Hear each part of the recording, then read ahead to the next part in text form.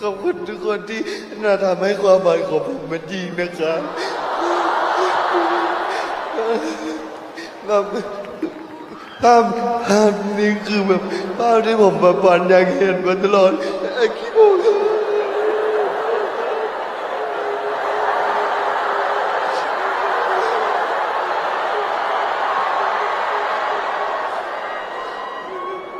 าถึงไหนแล้วอ๋อ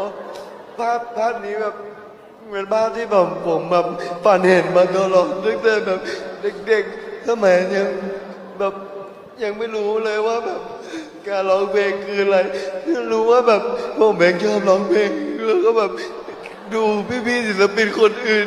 ขึ้นมาร้องบนเวทีแล้วก็แบบอยากเป็นเหมือนพี่ๆเขามากแต่ว่าวันนี้แบบ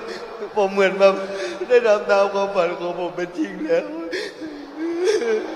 ขอบคุณทุกคนมากๆนะครับ